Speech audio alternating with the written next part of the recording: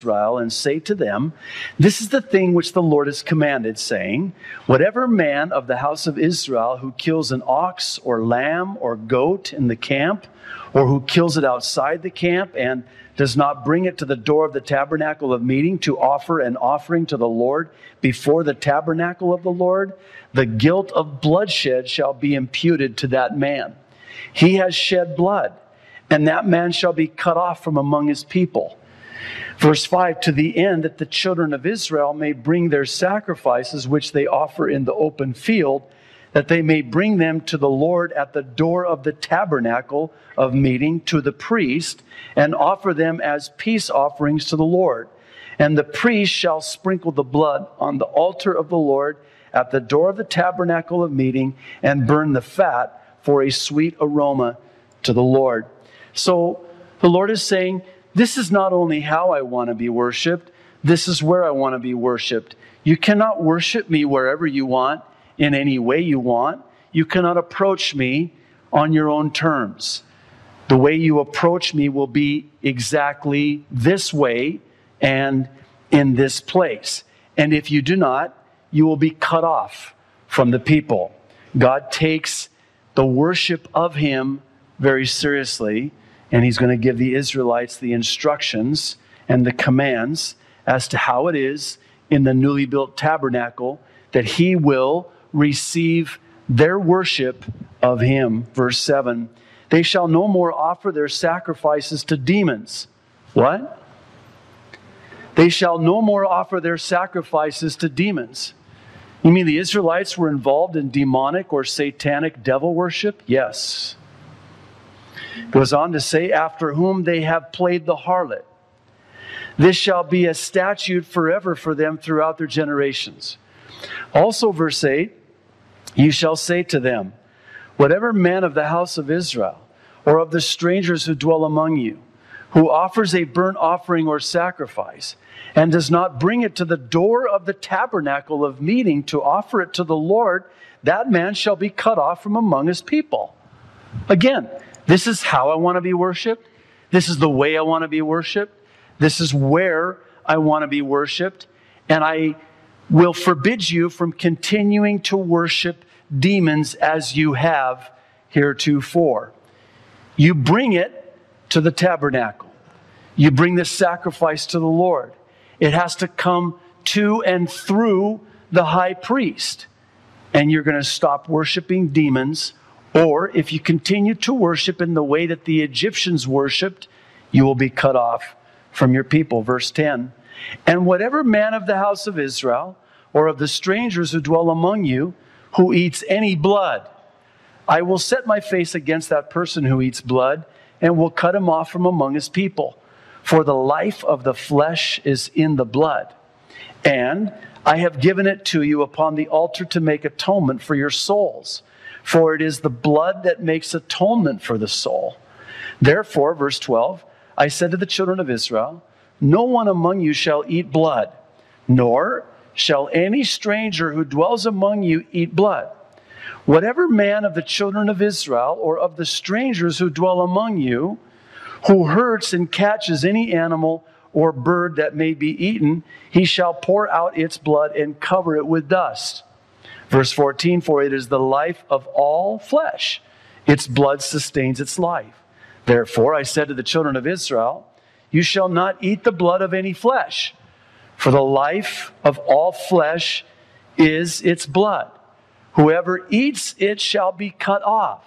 And, verse 15, every person who eats what died naturally or what was torn by beasts, whether he is a native of your own country or a stranger, he shall both wash his clothes and bathe in water and be unclean until evening. Then he shall be clean, but, verse 16, if he does not wash them or bathe his body, then he shall bear his guilt. And that's the end of the chapter. Let's close in prayer. Aren't you glad you came to Bible study tonight? What a great chapter. I know you can't wait to go and write one of these verses and put it up on your refrigerator as a life verse. I mean, what in the world? What could this possibly mean to me? How does this chapter apply to me? Well, I'm so glad you asked. The Lord is addressing the pagan practices of the people because they were involved in certain satanic rituals. Well, Pastor, you're talking to the church here. We're believers. Surely that's not what we're doing. Really?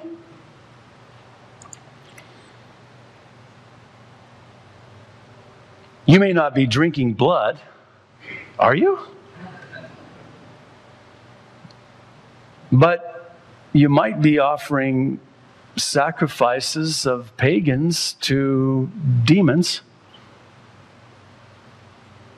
Possibly. The fact of the matter is that Satan worship is very much alive in our day today. Now, it may not come in the form of a golden calf, but it could come in the form of a platinum album. Let me explain. This is why I wanted to get only this chapter tonight. The last time I taught through the book of Leviticus, I took 17 and 18 together, but I really sensed that the Lord had a word tonight that He wanted spoken. Lucifer was one of 3 archangels. When he was cast out of heaven, that's why 1/3 of the angels were cast out with him, because each of these archangels, Lucifer, Gabriel, and Michael, each had 1/3 of the angels under them as archangels. Now, it's believed that you had a messianic angel, you had a militant angel, as he's called, and then you had the musical angel. It's been said that Lucifer was the worship leader of heaven. He was the angel of the harp, or the angel of music. Consider what the prophet Isaiah said when speaking of him in the 14th chapter, verse 11 through 15. Your pomp, speaking of Lucifer, is brought down to Sheol, and the sound of your stringed instruments, your stringed instruments, Lucifer, the maggot is spread under you, and worms cover you. How you are fallen from heaven, O Lucifer, son of the morning! How you are cut down to the ground, you who weaken the nations! For you have said in your heart, I will ascend into heaven. I will exalt my throne above the stars of God. I will also sit on the mount of the congregation on the farthest sides of the north. I will ascend above the heights of the cloud. I will be like the Most High.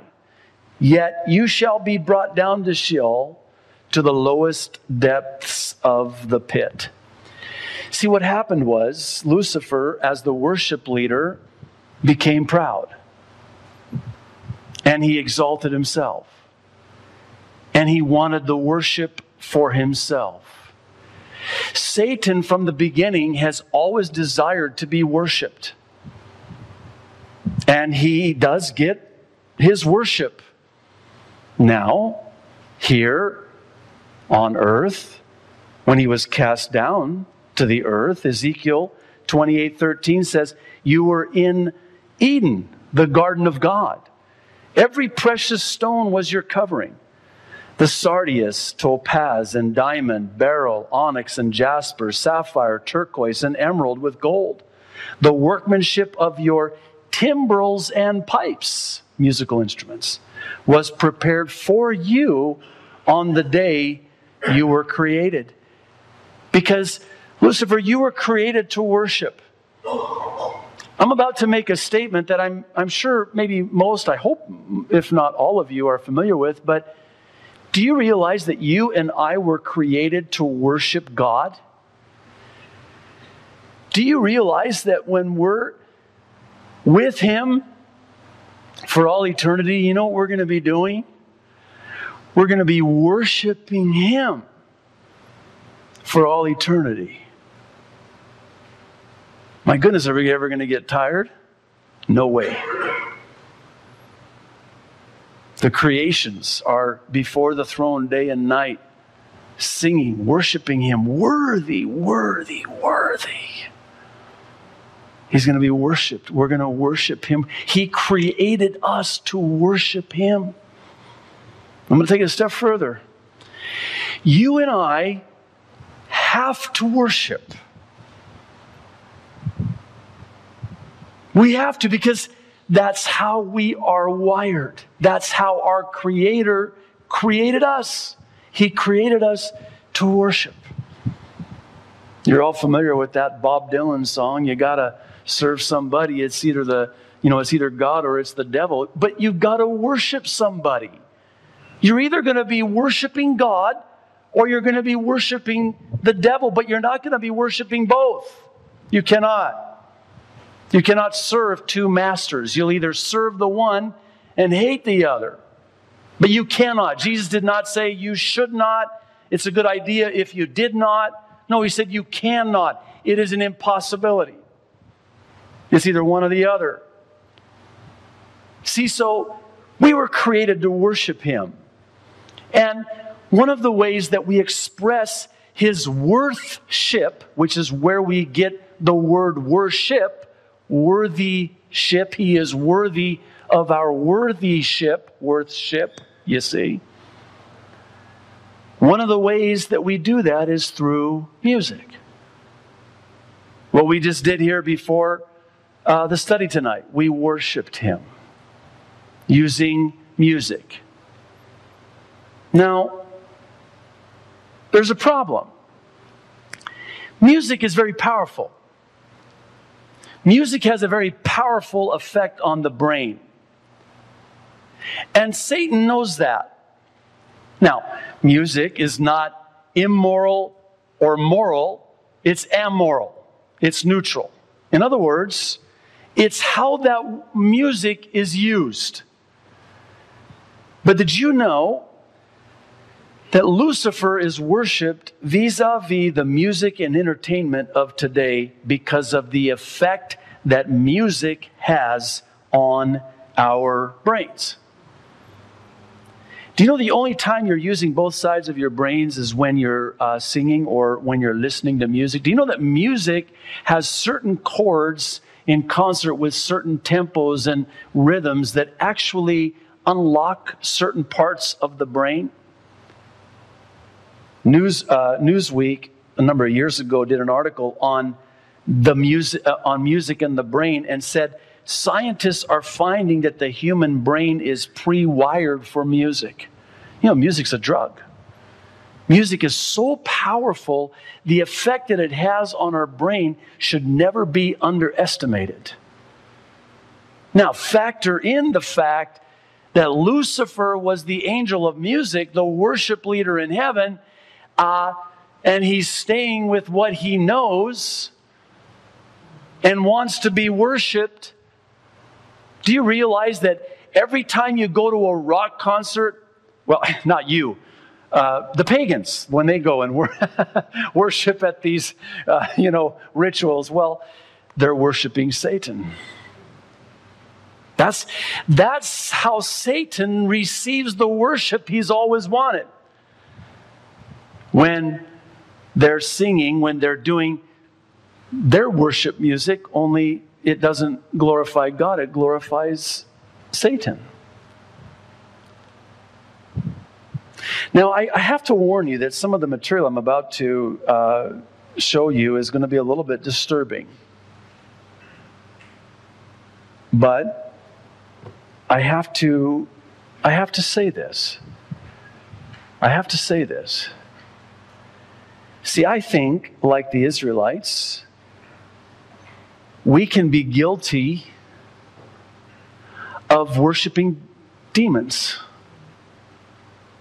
We can be guilty of worshiping Satan. And we don't even realize it. And it's through the medium of music. It is so powerful that you can become not a believer now, because I don't believe Christians can be demon-possessed. Okay? You can be, as a Christian, With the Holy Spirit, you can be so demonically oppressed that it will manifest